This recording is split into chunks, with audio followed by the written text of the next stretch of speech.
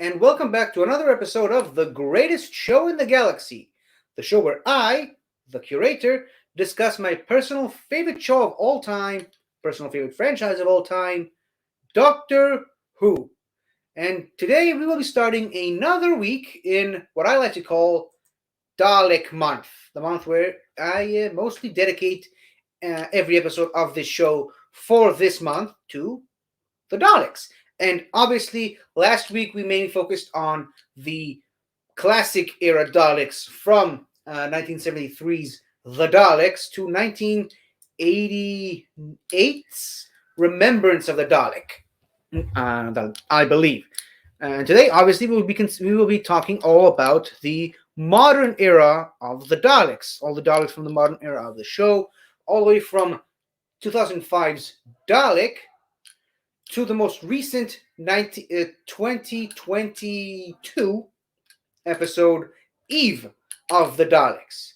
However, as I always like to do, I like to start off this show by highlighting a certain person on their birthday. And for this week, or rather the previous week as of the recording of this video, we had on March 6th the birthday of one Mr. Mark Strickson, who obviously played the character Visler Turlough in the Fifth Doctor's era. He obviously then went on to reprise the role for various Big Finish audio episodes. That's actually how I was clued into the fact that it's his birthday. Given the fact that this week is the week of his birthday, there was a major sale, a discount, I should say, for any and all Big Finish episodes featuring Mark Strickson as Turlough. And again, I feel like I have to stress this every time I bring this subject up. I am not, nor will I probably ever be sponsored in any way by Big Finish. I'm just a really big fan, and I highly recommend checking them out. And every once in a while on birthdays, they have these great discounts for episodes featuring certain characters or certain actors. So this is the only birthday I was able to find for this week. I'm not really the biggest fan of Turlough myself personally. I do think he's a very unconventional character, especially an unconventional companion, considering how he was introduced into this franchise. But I believe the fact that he was able to break free of the Black Guardian's control and actually went on to become a really good friend of the Fifth Doctor, I think that in and of itself is admirable. And I do believe he actually got better in Big Finish. I believe so far I've only listened to one episode featuring the Fifth Doctor and Turlough exclusively. And I'm looking forward to listening to more episodes. So regardless, happy belated birthday to Mr. Mark Strickson. We quite literally could not do this without you. Now, going back to the Daleks, characters that Turlough has actually got more of a chance to see up close. Like I said last week, this isn't a direct timeline for the Daleks, although this mostly kind of feels like one because there's a bit of more of a continuity and a timeline with the Daleks in the modern era of the show. But again, like I said last week, if you're looking for a fully detailed and explainable timeline breakdown of the Daleks' history in the franchise, more rather, not just on the show itself, I highly recommend checking out 3 videos by the name of from channels by the name of The Who Addicts, Mr. TARDIS, and the Whoniverse. Last week I got it wrong and actually called it the Whovians. I apologize, but yeah, the Whoniverse. That's actually the longest, I believe, out of the 3, and the most detailed one out of all 3 of them. But all 3 of them, the other one by Mr. TARDIS and the other one by the Who Addicts, are all really good, and I highly recommend checking them out if you're interested in learning the full history of the Daleks. Soda has left links to them all 3 of them in the previous week's episode, and I will also ask him to do the same thing for these ones again this week. Now, what I'm going to do today is basically the exact same thing I did last week for the modern era of the show by just going episode by episode and showing up each Dalek appearance and just explaining what happened in each episode. Now, obviously, I'm not going to mention every single episode where the Daleks were mentioned by name, referenced in any way, shape, or form, because I quite possibly could be here all day. So I'll just try to focus on episodes featuring the Daleks themselves. Starting, of course, with how could I not? Their very first appearance in the modern era of the show, Dalek, the fifth episode of the first season, I believe.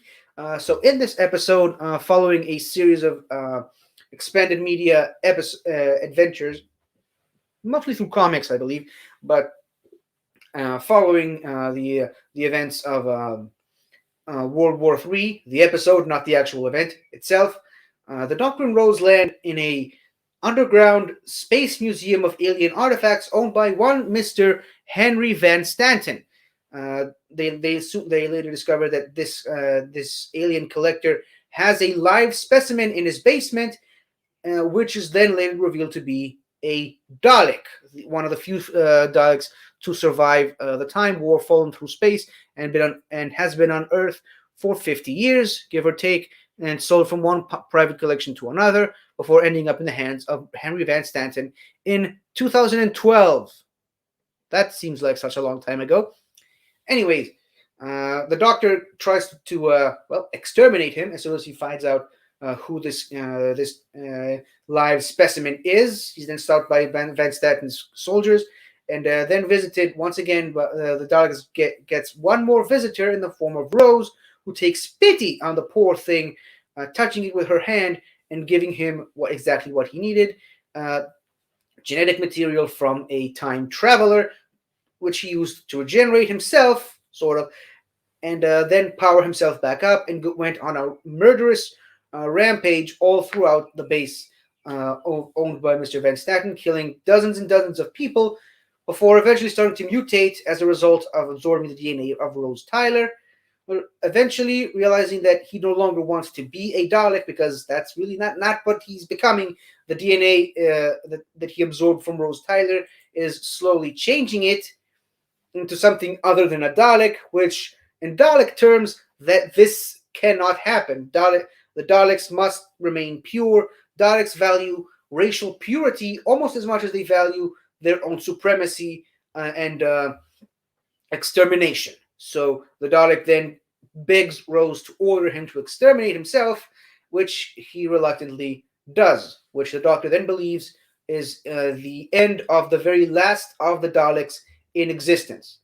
Of course, later in that very same season, it's revealed that that really wasn't the case, because in the two-part finale of series one, I should say, Bad Wolf, the Doctor returns to what was once known as Satellite 5, now known as the Game Station. The Doctor, Rose, and Captain Jack Harkness were spread across three completely separate reality TV shows in the future, which have a sort of a murderous ending to the contestants who lose. The Doctor manages to escape with sort of one-off companion Linda Moss, Linda with an I, not Linda with a Y, and he then discovers that the Bad Wolf Corporation is the corporation behind everything that's been happening in the Game Station since he left about 100 years ago.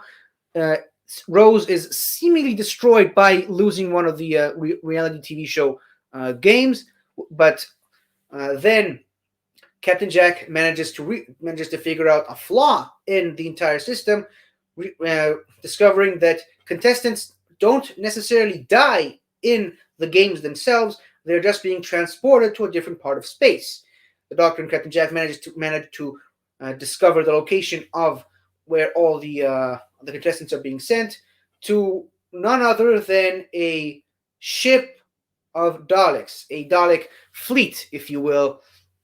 The Doctor and Jack then travel to the main ship to try and rescue Rose Tyler, only to discover that these Daleks didn't just survive the Time War, but also the Emperor of the Daleks had survived, and he's been hanging around for thousands of years, drawing out uh, the low and dispossessed people of Earth towards him and converting them all into Daleks, making them sort of half human Dalek hybrids in a way. Also, the Dalek Emperor developed a massive god complex as a result. The Doctor, Jack, and Rose then returned to the game station to try and find a way to fight off the Daleks and make sure and stop their massive invasion force, which leads the Doctor to believe that the only way to stop them is by constructing a delta wave, while Jack and the other humans fight for the survival of the game station. Pretty much all the humans get exterminated along the way, and the Daleks even bombard certain countries and continents of Earth, reshaping the planet into what the Dalek Emperor believes is his perfect vision of perfection for the planet Earth. The Doctor, meanwhile, sends Rose Tyler back to planet Earth to her family in order to protect her, but Rose defiantly comes back, opening the heart of the TARDIS and looking into the very heart of the time vortex, absorbing it all into her mind and becoming the bad wolf persona. She then uses her newfound godlike power to disassemble every single Dalek in the area, including the Emperor himself, effectively ending the Time War. She also inadvertently gave Captain Jack immortality by accident. The Doctor then removes the power of the Time Vortex from her head and restores it back to the TARDIS, killing himself in the process and generating into his 10th incarnation, allegedly. The next time you see the Daleks during the 10th Doctor's era is actually in the series 2 finale. Sorry, it's a little difficult to switch between the word season and series. I apologize for that. But the series 2 finale is Army of Ghosts, where the 10th Doctor and Rose discover that while they've been away, these large quantities of ghosts have been appearing all over planet Earth, and the population is more or less fine with it. They're okay with it, only to later discover that all these ghosts are a byproduct of an experimentation gone wrong by the anti-alien organization Torchwood. And not only that, the Torchwood Institute has also been investigating a mysterious phenomenon known as a void sphere, as the Doctor puts it. Sorry, as a void ship. They call it the sphere. The Doctor then clarifies that it's a void ship. But regardless, the void ship and the ghosts appeared to be connected at first.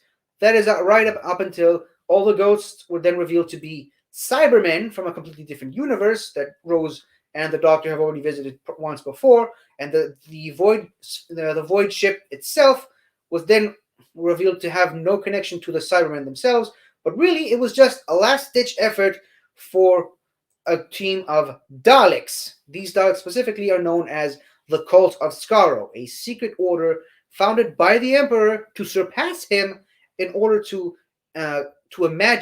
think like the enemy thinks, and imagine new ways of extermination and survival.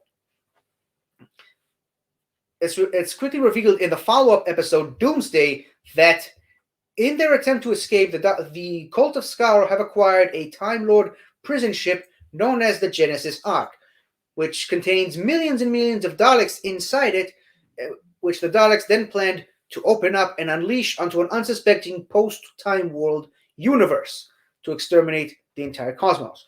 A brief war between the Daleks and the Cybermen quickly breaks out before the Daleks then manage to escape and open the Ark with a little help from a returning Time Lord companion, a returning time traveling companion, Mickey Smith. But the Doctor manages to stop both the Daleks and the Cybermen at the same time by reopening the void and sending everyone with void stuff in it, the material acquired by anyone traveling from one universe to another, back into the void and sealing it for good. Unfortunately, Rose Tyler is transported to the parallel universe where the Cybermen came from to live with her family, and the Doctor gives one sad and tragic final goodbye to her. However, it is revealed during this episode that the Cult of Skaro itself survived by way of emergency temporal shift, because apparently the Cult of Skaro can do that now, and the other Daleks couldn't. which left them stranded in Depression-era New York, specifically in the early 1930s, where they have slowly infiltrated, silently infiltrated the Empire State Building, kidnapping the poor of New York during the Depression era and dividing them into two groups, the ones with high intelligence and the ones with low intelligence, slightly mirroring their first attempt at the invasion of Earth in the Dalek invasion of Earth of 2164. However, in this case, the ones with low intelligence were then converted into pig slaves, as you can see in this picture here. The ones with high intelligence were taken to what the Daleks named the final experiment. That final experiment involved the leader of the Cult of Skaro himself, Dalek Sick, merging with a human for the very first time, creating what is now known as a human Dalek hybrid. And that was his plan for all the humans with high enough intelligence that the Daleks have kidnapped over their brief time in New York.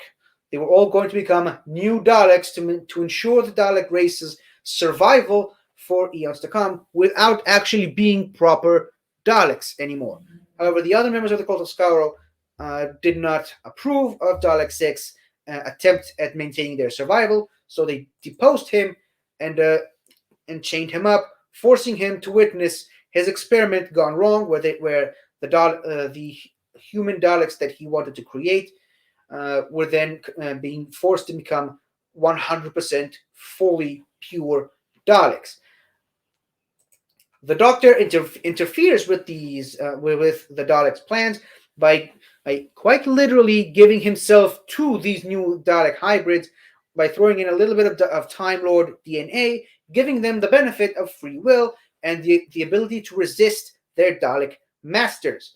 The Daleks then briefly tried to exterminate all the new human Time Lord Daleks that were created by accident before, or the other two members of the Cult of Skaro, Dalek Thay and Dalek Just, get destroyed themselves. But the one last remaining member of the Cult of Skaro, Dalek Khan, sends out a signal that causes brain death to all the new Dalek hybrids, killing off an entire species before they even had a chance to exist properly.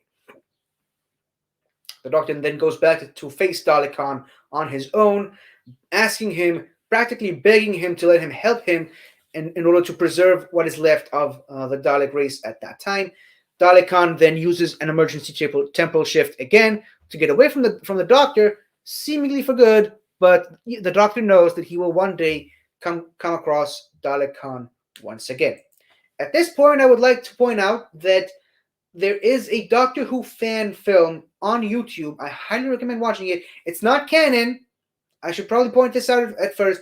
It's not really canon unless you consider head canon as personal canon, but as far as the BBC is concerned, it is not fully canon with the story of Doctor Who, but it actually offers up some much needed continuation of the story for Dalek Khan specifically. It's on YouTube. It's called The Dalek The Time Forgot. Highly recommend watching it. It's one of the best Doctor Who fan films I've ever seen, and it's an incredible watch, and it really does help a lot to understand, to fill in certain gaps of the story of the Daleks, particularly around that time. Now, going back to the actual story of the Daleks, the next time that we see them is actually the Series 4 two-part finale, starting with The Stolen Earth. In this episode, the entire planet of Earth is stolen from time and space to the Medusa Cascade, along with 26 other planets that have suddenly also materialized there in the same way as the Earth.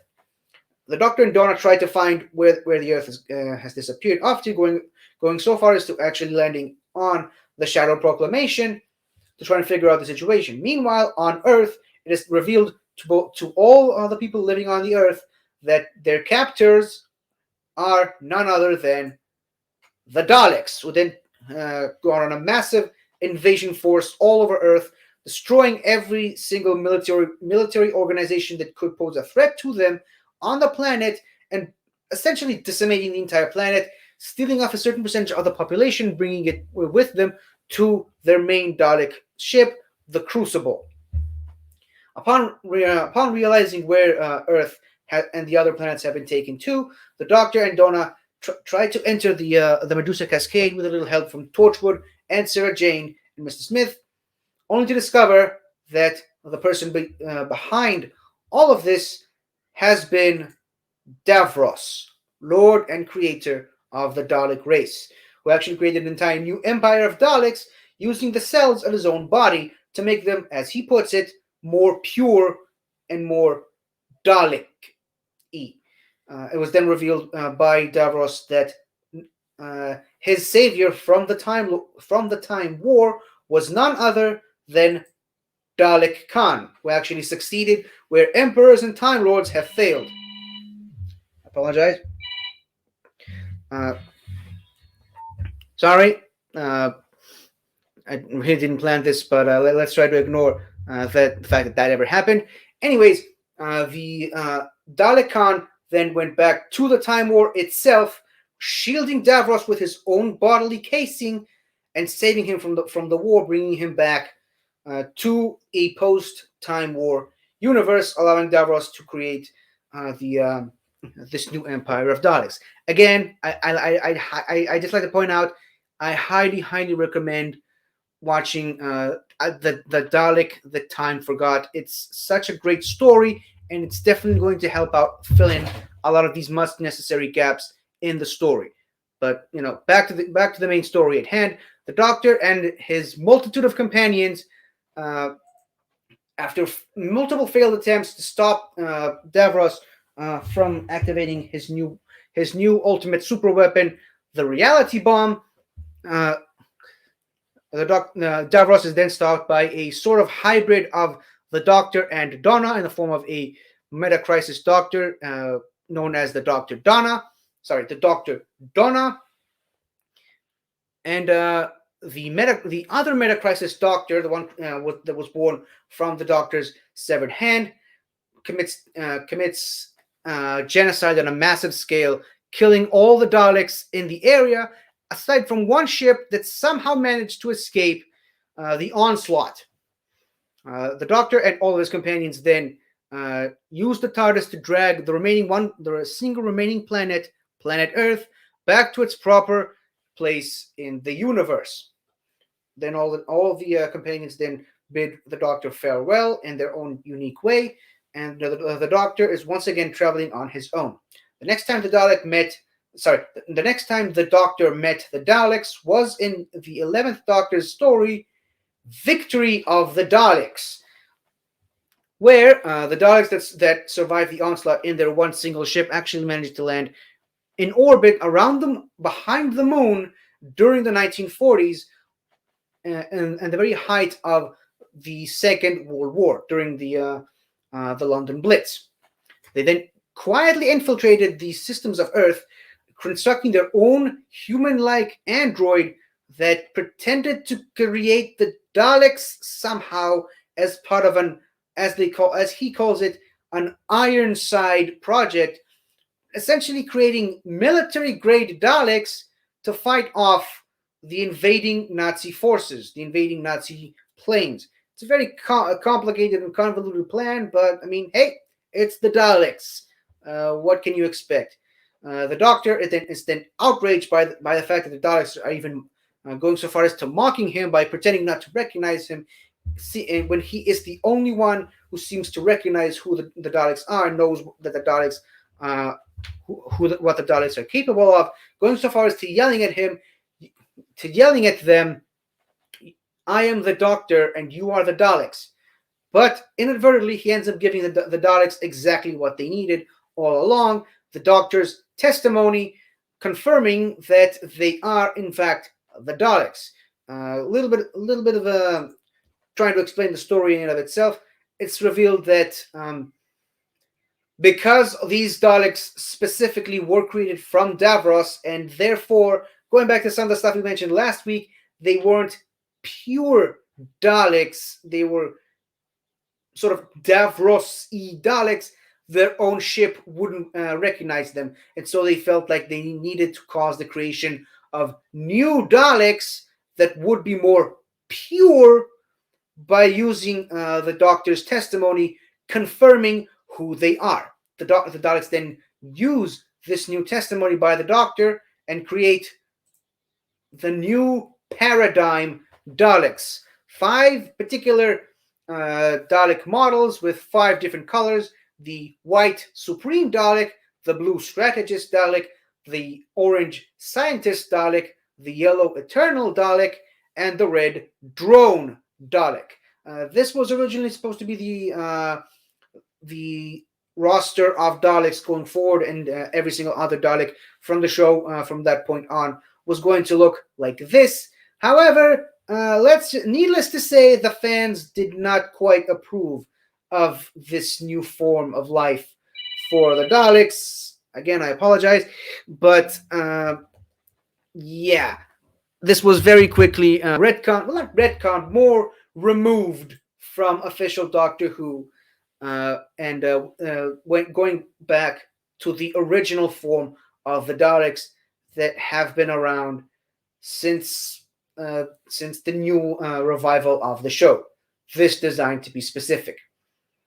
But following this, the Daleks next, but going back to these guys, the Daleks once again managed to outsmart the Doctor by leaving a bomb on Earth in the form of the scientist Bracewell, I think, and basically telling the Doctor, you can either save planet Earth or stop us, giving the Doctor a uneasy ultimatum. Ultimately, the Doctor chose what he always does: save planet Earth at the expense of letting these new Daleks escape and recreate the Dalek Empire. Now, a little bit of continuity stuff. Up until this point, the Daleks have seemingly been extinct, wiped from the universe completely, aside from a few stories featuring the 10th Doctor accidentally traveling to a point in time before the Time War, meeting the Daleks before they knew their own future, and certain stuff happened there.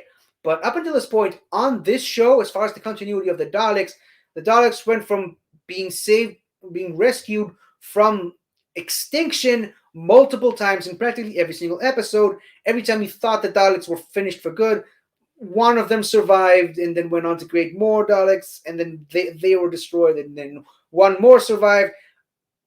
From this episode onward, basically the Daleks recreated, like I said, an entire Dalek empire, and that is the reason why the entire universe of Doctor Who at the moment is still populated by Daleks all the way up to the 13th Doctor. So it all comes from this episode. So no long gone are the days where the Daleks are just the last of their species and on the brink of extinction.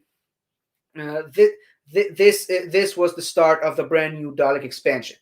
Now, once again, I highly recommend watching The Dalek That Time Forgot. It also ties into this episode specifically, and it does, like I said, it helps to flesh out certain gaps in the Doctor Who continuity involving the Daleks around this time, this very specific time between Series 3 and Series 5 of the modern era of the show. I highly recommend watching it. I'll ask Soda to put a link to that video in the description below. But back to the main series at hand, the next time you see the Daleks was in the Pandorica Opens, where it was revealed that the Daleks have sort of made a deal with pretty much every other species in the universe that has ever encountered the Doctor at some point or another, involving the likes of Cybermen, Silurians, Jadoon, Sontarans, and even the Hoiks, that one species that showed up in that very forgettable episode of Doctor Who from the second series. In any case, we only see the Supreme Dalek, the Dalek Drone, and the Dalek Eternal, but it's presumed that the other two Dalek models are also around somewhere in this mess. But in any case, All these species trap the Doctor in the Pandorica in the belief that he would bring about the end of the universe if left unchecked, as the legend of the Pandorica says. But unfortunately for them, they don't realize that the actual end of the universe revolves around the destruction of his own TARDIS, which then explodes in every part of history, which then pretty much erases everyone else except planet Earth, at least for 2,000 years, before a future version of Amy Pond manages to. This is where things get really complicated. But in any case, a future version of the Doctor makes contact with the resurrected Rory Williams and brings him and gives him the sonic screwdriver from the future to help him open the Pandorica, so that he can escape in the past and use a time agent's vortex manipulator to travel to the future. It's a very confusing and convoluted episode, but where it really does tie into the conversation of today is a single Dalek has survived in fossilized form in the future, which is then being slightly resurrected by the light of the Pandorica and begins to chase the Doctor, Amelia Pond, both Amy Ponds, the younger version of Amelia Pond, and the much older Amy Pond, as well as, once again, the resurrected Oton, Rory Williams, as well as River Song. This Dalek also manages to shoot the Doctor properly before being destroyed by River Song in a fit of rage. Before the Doctor then manages to travel back in time again and enter the Pandorica, managing to save the universe by sending the Pandorica into his exploding TARDIS and creating Big Bang 2. Okay, can I just say, I love Stephen Moffat. I think he's one of the better showrunners in Doctor Who history, which is saying something. But his episodes tend to be really, really confusing sometimes, especially towards the series finale. Can we just acknowledge that Stephen Moffat might be one of the best showrunners in Doctor Who history and easily one of the best British writers of all time, but he sometimes tends to be a little too smart for his own good. Okay, can we just acknowledge that? And yeah, I love Stephen Moffat, but he's definitely not making my job easy as the host of this show. In any case, the next time we see the Dalek, or rather a version of a Supreme Dalek, is sort of a cameo in the episode The Wedding of River Song. We see one Dalek, which is believed to be the Supreme Dalek, the white one, in a crushed spaceship that the Doctor infiltrates in order to steal some information from the Dalek hive mind regarding the Silenced. This, by the way, the idea of stealing information from the Dalek hive mind is something that the Doctor will try again at some point in the future, which we will discuss in a few minutes. But yeah, it's not exactly clear what happened to the Daleks that left them in this situation. But once again, I'd like to bring you back to the Dalek that Time Forgot. Not that video specifically, but the same person who made that fan film also has another fan film that I believe explains what happened to this Dalek ship. I believe it's called Dalek Tales. I'm not really sure about that one. I highly recommend watching the Dalek that Time Forgot much more than this. But like I said, this one also slightly gives you a little bit of extra context into what happened to this Dalek. Regardless, this was the only Dalek appearance shown in Series 6, which leads us directly to Series 7, the first episode of that season, which opens with Asylum of the Daleks, where the Doctor, Amy, and Rory are then being kidnapped by Dalek agents from their respective points in time and space and brought to the Parliament of the Daleks, where they come across the Dalek Prime Minister. Side note: a one of the red Dalek drones, and I believe one of the white Supreme Daleks can be seen in the Dalek Parliament if you look hard enough. But basically, the Prime Minister of the Dalek and pretty much the rest of the Daleks in the Dalek Parliament. No idea why they needed so many Daleks for that Parliament, but whatever. They ask the Doctor, practically beg the Doctor to help them by going down to the planet below, which is being used as their asylum, a place to imprison all the Daleks that are too battle scarred and damaged and driven mad by their own defeat, that they are no longer functional, that they cannot be sent back to the battlefield, that they were just they are a danger to themselves and others. We also managed to see several different versions of Daleks from all over the classic era of the show, sporadically appearing all over this episode. The Doctor, Amy, and Rory reluctantly go down to the planet below to try and help the Daleks take out the force field so that the Dalek Parliament ship can destroy the planet from orbit.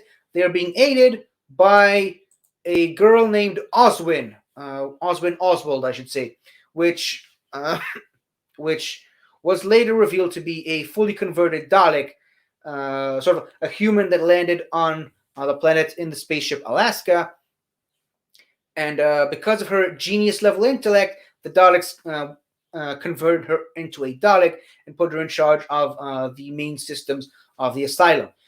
During a daring escape by the Doctor, she manages to erase the Daleks' memory of the Doctor, ensuring that none of the Daleks ever remember who the Doctor is, leading them to ask the question, Doctor Who?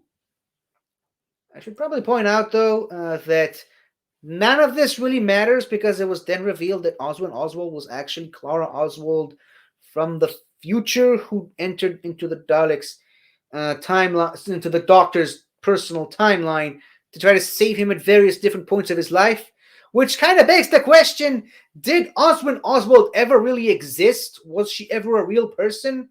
Or did she just appear specifically for that story? Again, like I said, love Stephen Moffat.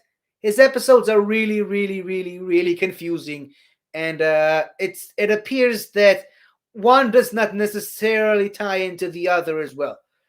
But yeah, like I said, Oswald Oswald saves the Doctor, but, again, was she really there?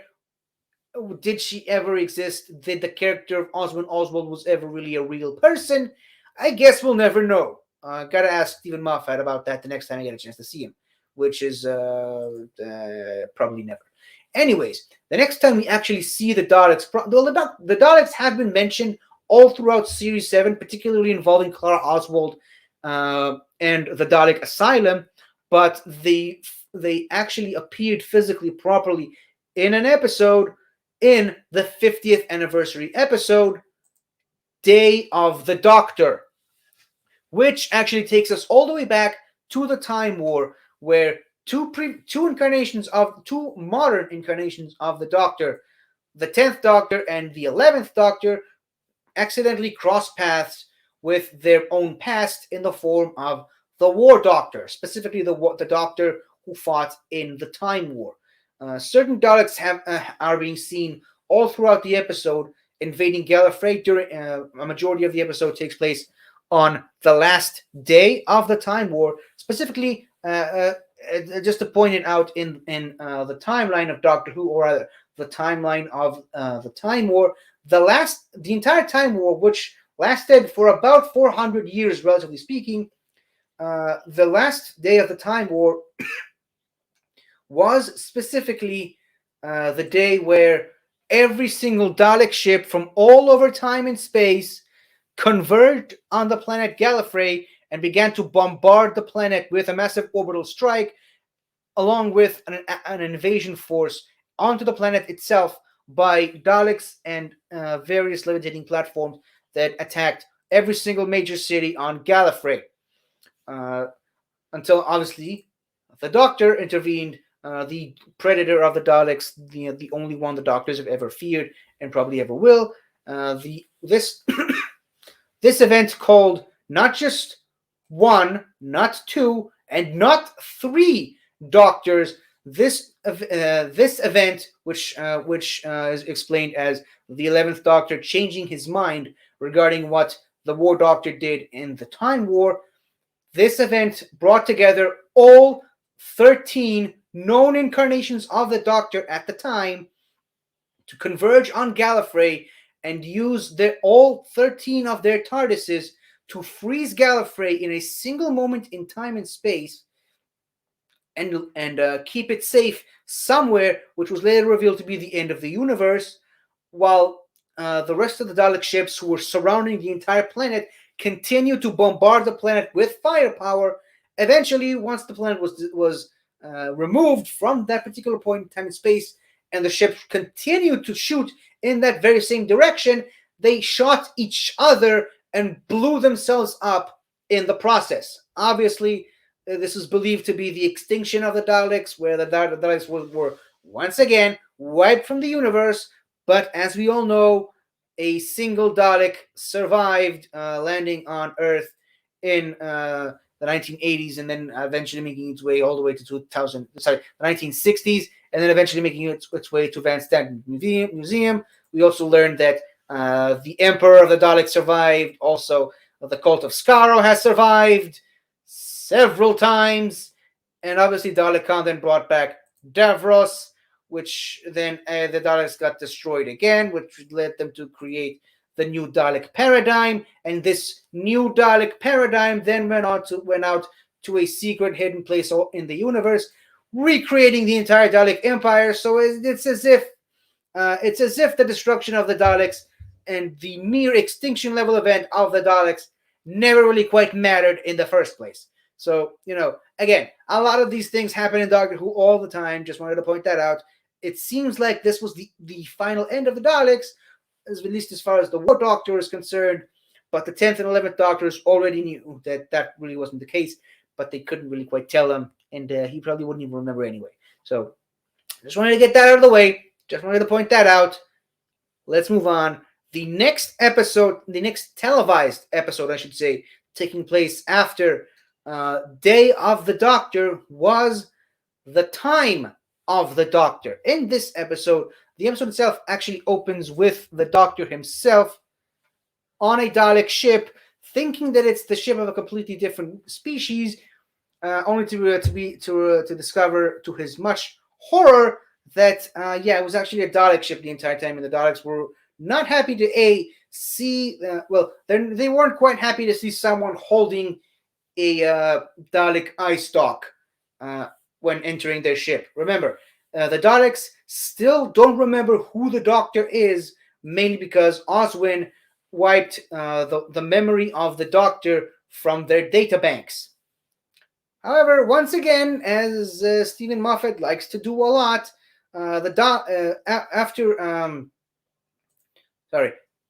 after several centuries of the Doctor protecting the planet Trenzalore from any invading forces seeking to prevent the Time Lords from breaking back through a crack in the wall, when the Doctor says his name as an answer to the question Doctor Who.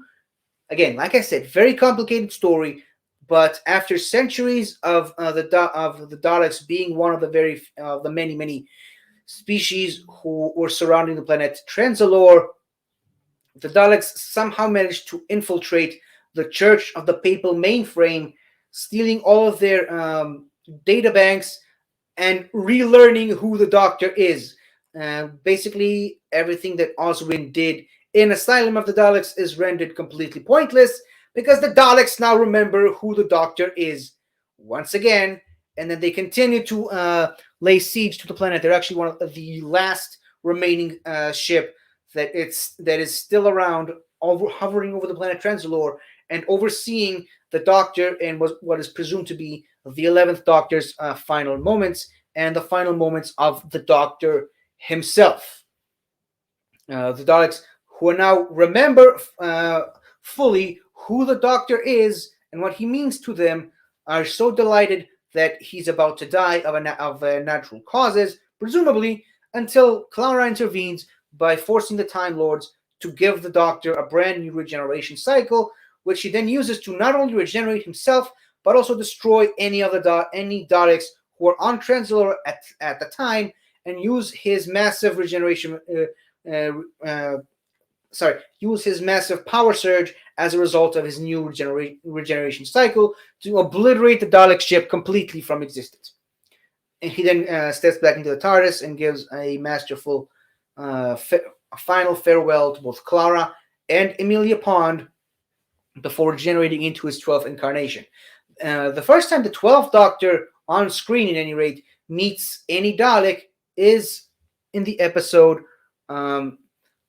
Into the Dalek, where the Doctor, Clara, and 3 other soldiers are being miniaturized into practically microscopic size and being sent into the body of a Dalek in order to fix what's wrong with him. This Dalek specifically, which the Doctor nicknames Rusty, has seen a star being born, which causes this Dalek specifically to change his opinion on the Daleks and deciding that perhaps maybe the universe is not worth exterminating at all.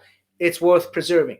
This, of course, is wrong for a Dalek, but also, in addition to believing that, it's believed that this Dalek is heavily injured, to which the Doctor manages to repair him eventually, which unfortunately sends the Dalek back to his old ways of exterminating anything that isn't a Dalek and even contacting the massive Dalek fleet, cluing them in on the location of the Earth ship, the Aristotle. The Doctor then goes all the way up to the Dalek's brain itself and connects with it to try to convince him to change his ways and try to prove to him that there is much beauty in the universe that is worth preserving. Unfortunately, all Rusty is able to see from the Dalek's mind is his hatred for the Daleks, and in particular, that one time when the Metacrisis Doctor destroyed the entire Dalek fleet in Journey's End, the second half of the Stolen Earth.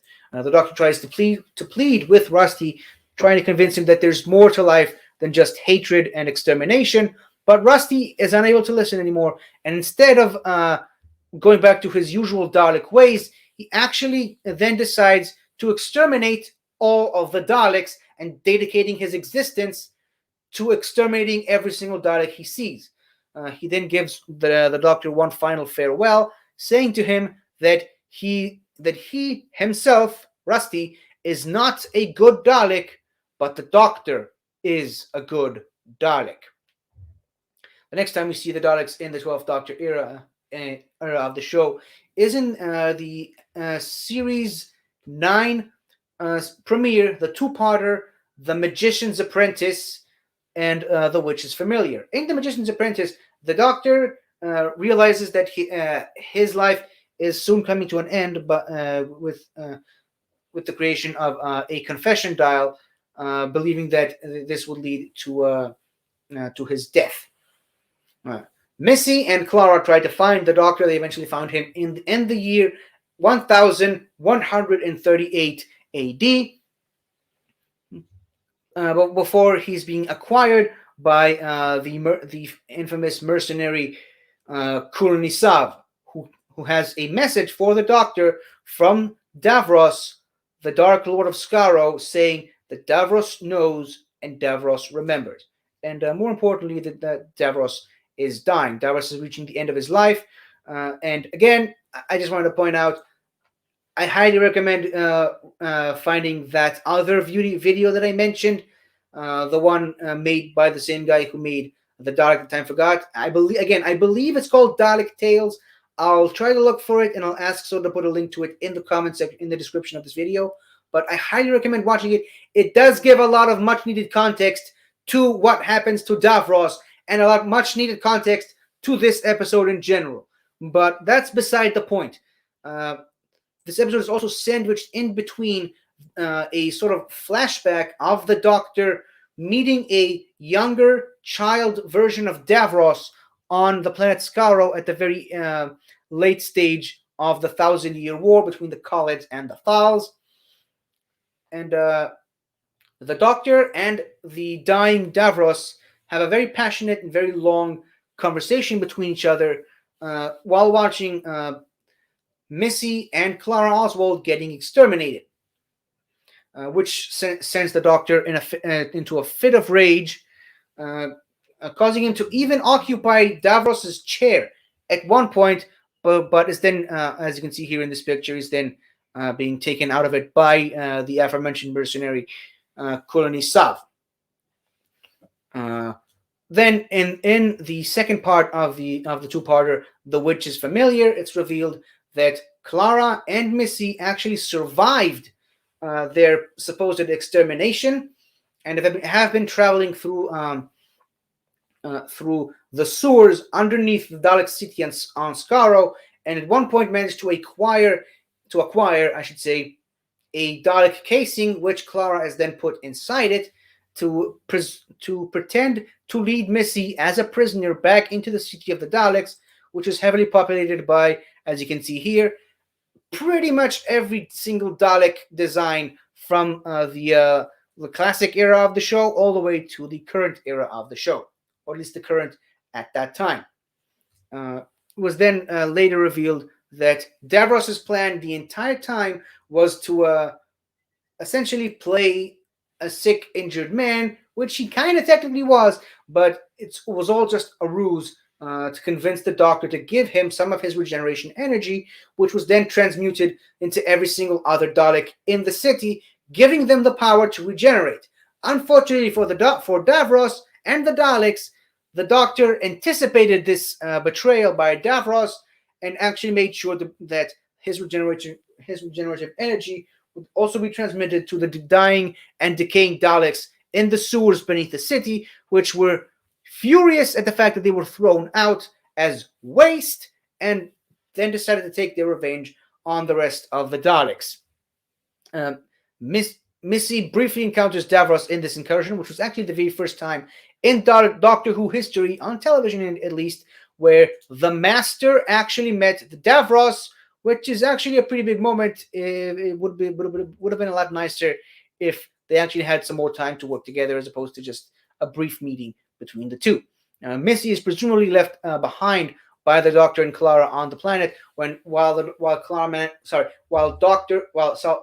Doctor manages to bring Clara out of the Dalek casing she was in at the time. They both travel in the TARDIS back to their lives, essentially. The next time we actually see an A Dalek in the 12th Doctor era was in the episode Hellbent, but we mainly only see a Dalek that somehow managed to break into the cloister room of the Dalek Citadel and is trapped there by vines, along with various other races from all over the universe who try to enter the cloisters. And all this Dalek knows at the moment is just that he's in pain, and he begs the Doctor and Clara, who were there at the time, to exterminate him. That's really all there is to it with this Dalek. Nothing too important there. That's why I didn't even include a picture.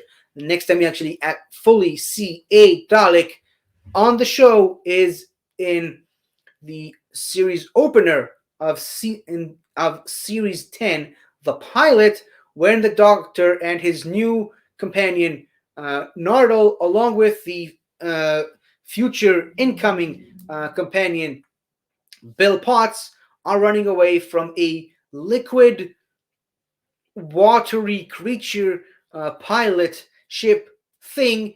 And the Doctor believes that after trying to avoid it by going all the way to the other end of the universe, and that didn't help, the Doctor believes that the only way to get rid of the creature is by running it through the deadliest fire in the universe, which apparently appears to be the middle of the Dalek-Movellan War. The Doctor lands his TARDIS on a Dalek ship, crawling with Movellans, or is it a Movellan ship crawling with Daleks? I'm not 100% sure. But yeah, they land in the middle of the Dalek Movellan War, which for some reason these Daleks actually will look more like the modern era version of the Daleks, as opposed to some of the more classic versions of the Daleks, which some of which can be seen in this picture, or rather in this episode, which actually confuses and baffles a lot of people till this day. Some people believe that the Doctor actually traveled all the way back to the height of the Dalek Movellan War, as opposed to the Daleks decided to take revenge on the Movellans. The new Dalek Empire, which was created by these guys, the new Dalek paradigm, uh, these new versions of the Daleks took revenge on the Movellans for winning the war originally by attacking the Movellans again. So this can pretty much go either way. I guess it's all up to interpretation. Do you want to believe that this is the original Dalek Movellan War, or is this a new version of the war where the Daleks, the much stronger post-Time War, post-New Dalek paradigm Daleks, now actually seek revenge on the Movellans for defeating them the first time? Like I said, it's all up to interpretation. It's all up to how you choose to see it. Personally, I believe it's the original Dalek Movellan War, but I mean, it could be the other way around. I don't know. I am not Stephen Moffat. I do not make these confusing timelines myself. That being said, the creature itself then transforms itself into a Dalek to try and mimic its surroundings before revealing to the Doctor and Bill that it wasn't actually trying to kill them the entire time. It was simply following Bill because of the promise that Heather, the girl that was then possessed by the watery creature, that's a promise that she made Bill right before she was taken away. Bill finally manages to allow Heather to give up on her promise and let her go, and she continues to travel the universe alone before reuniting with Bill by the end of that same series, traveling the rest of the universe together. The next time we actually see the Daleks, kind of, is in Peter Capaldi's final episode as the Doctor, Twice Upon a Time, where some Dalek voices can be heard in the testimony building when the leading woman of testimony shows the first Doctor a vision of the Doctor's future, which also involves certain Dalek episodes.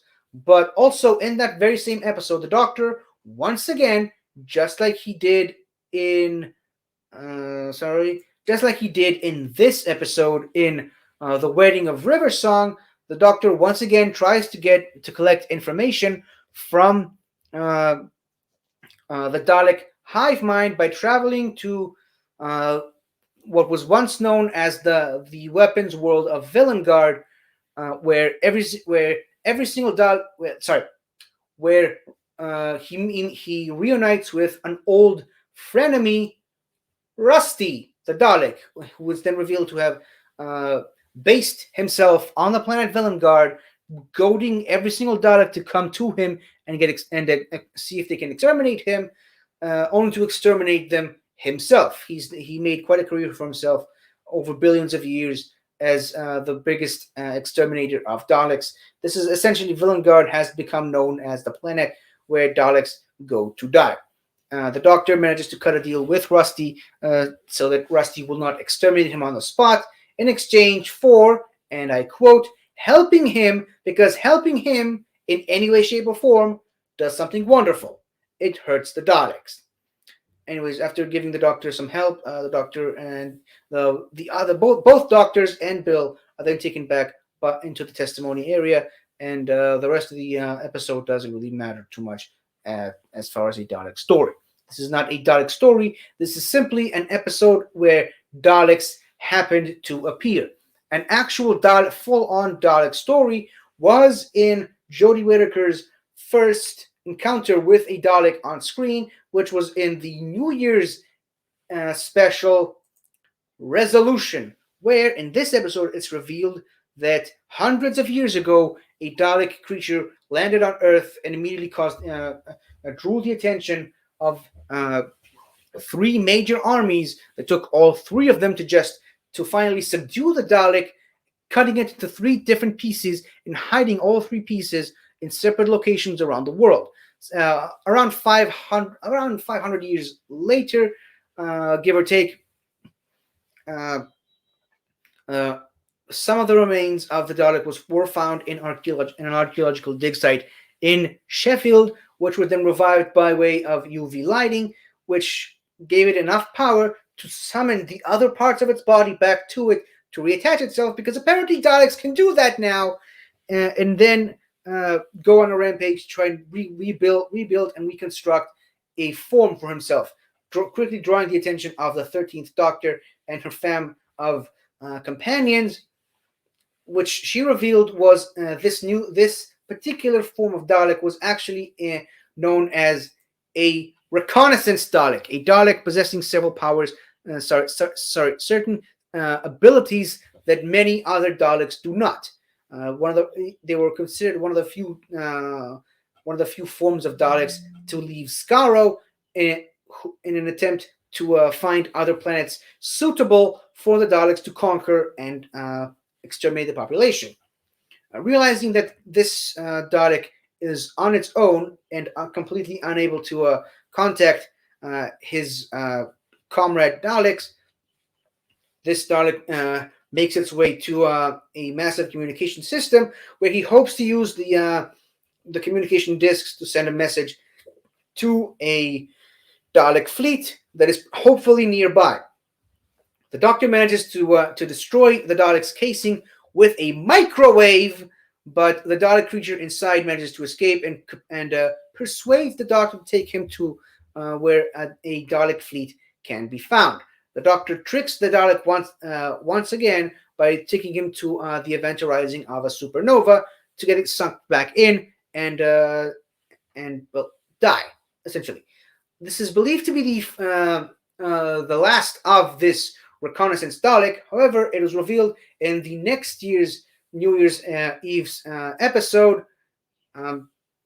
Revolution of the Daleks, that while the Dalek creature itself died, the Dalek casing actually survived and was originally en route to go back to be investigated by the military. It somehow made its way to the hands of American businessman and entrepreneur Jack Robertson, who saw the potential of that casing and decided to mass produce these metal casings and sell them in the form of riot control vehicles, automated riot control vehicles, to sell them to world leaders across planet Earth, making sure that as a sort of a way of crowd control and riot control. Unfortunately for him, and unbeknownst to him, a single cell of the Dalek actually survived inside and has been working its way for about a year, trying to reproduce more Daleks just like him in various cloning facilities hidden around the world, and implant those new Dalek mutants inside these Dalek casings, eventually forcing them to revert back to their original programming and basically becoming the Daleks that they were originally programmed to be. These Daleks then go on a rampage, exterminating the people of Earth, which causes the Doctor to do the unthinkable, actually summon real, proper Daleks into planet Earth, so that these quote unquote pure Daleks can exterminate these, as they call them, impure Daleks or mutated Daleks, which of course they did because, well, they're the original Daleks. Their weapons and casings are much more powerful than anything that could have been produced on Earth. So these new mutated Daleks were quickly dispatched. But of course, because you bring Daleks to Earth, they're gonna kind of enjoy it and actually decide to stick around and begin exterminating the population. The Doctor then manages to confuse these Daleks, which were part of a Dalek death squad, by, and I quote, or rather paraphrase, I should say, by bringing a fake version of her own TARDIS, putting it in front of the Daleks, making the Daleks think that this is her TARDIS and she's inside, causing all the Daleks to fly in to exterminate their number one enemy, the Doctor, before tricking them and making the TARDIS itself implode in on itself and crushing and destroying all the Daleks inside it. Seemingly the end of the Dalek Death Squad, and she also managed to repel any of the other Daleks who were planning on arriving on planet Earth. So again, the Daleks are not fully defeated. There's still other Daleks all throughout the galaxy, all throughout the universe. But this specific Dalek Death Squad was dealt with. I suppose at this point I should point out that several other Daleks have been featured in the 13th season of the show Doctor Who Flux, some of which were survivors of the Flux, not necessarily the episode survivors of the Flux. They have been seen in the episode Once Upon a Time as still being around the galaxy, surviving after the events of the Flux destroyed most of the universe. But several of the other Daleks were featured once again in the series finale of Doctor Who Flux, the Vanquishers, that were being tricked along with the Cybermen. They were both being tricked by the Sontarans to arrive on planet Earth to try to survive the Flux and claim the planet to themselves. The Sontarans' original plan was to use the Flux to destroy all of the Dalek ships, essentially ending the Flux, saving their own skins, and getting rid of the Daleks at the same time. The Doctor hijacked that plan and used the Flux to destroy both the Daleks, the Cybermen, and the Sontarans, effectively ending the Flux cataclysm that would have ended the universe if left unchecked. I didn't think it was worth putting pictures up for that episode. I just felt like I needed to point that out because it directly ties in to the next and so far final time we've seen the Daleks in, as of the recording of this episode, the most recent episode broadcast of the show, Eve of the Daleks, technically the third New Year's Eve special. It all depends on if you choose to count Spyfall as a New Year's special, but that's beside the point. Yes, so Eve of the Daleks, the New Year's Eve special for 2022, sees the Doctor, Dan, and Yaz trapped in a warehouse storage along with two new characters, Sarah, I believe, and Nick, trapped in a sort of time loop like scenario with a Dalek inside. And this is a Dalek Executioner class, not to be confused with the Dalek Executioners, with the Executioner Daleks from the Time Lord Victorious storyline. That's a completely different type of Dalek. But these new Daleks are fitted with a Gatling gun type weapon, which effectively does pretty much the same thing as the usual Dalek weapons, just, more, because there's more laser bolts coming out of it. Energy bolts, I should say. Regardless, as I mentioned, the Doctor and the other human characters in this episode are trapped in a sort of time loop-like scenario due to some crazy stuff happening with the TARDIS.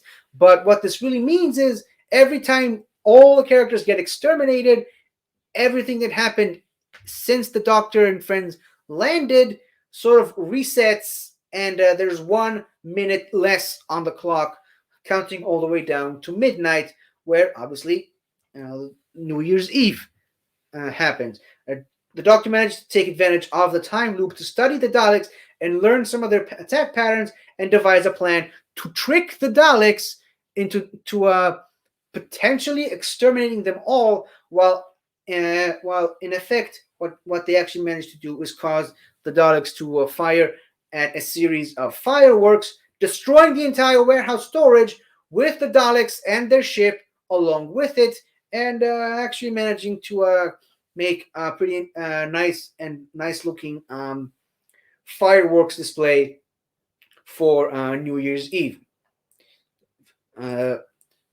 the episode itself ends with Sarah and Nick going together, going to travel the world together, with Sarah giving up her life as the head of the family's uh, shelf storage unit, while the Doctor, Dan, and Yaz go on a swashbuckling pirate-related adventure.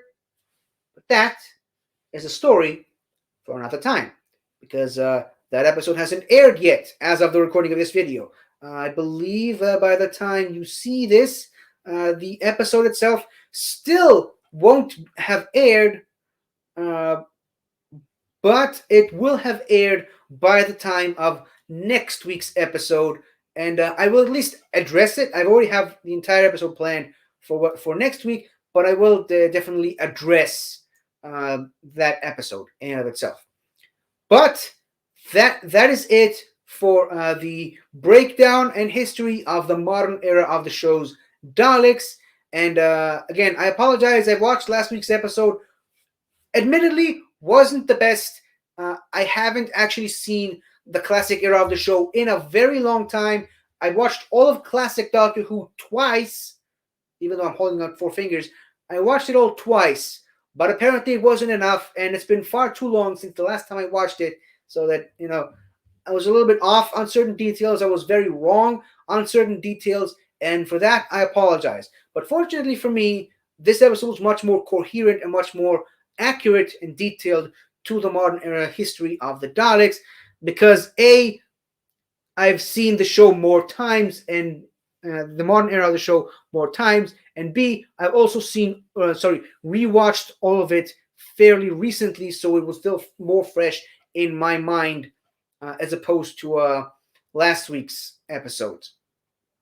But again, I'll say it again, and I'll probably say it again one more time next week. I can't be sure, but again, watch the three videos that I recommended by the Who Addicts, Mr. TARDIS, and the Whoniverse. They did a much, much, much better job explaining the entire full history of the Daleks, much better than I did. And again, I can't stress this enough: The Dalek That Time Forgot and Dalek Tales, two fan films highly worth the watch.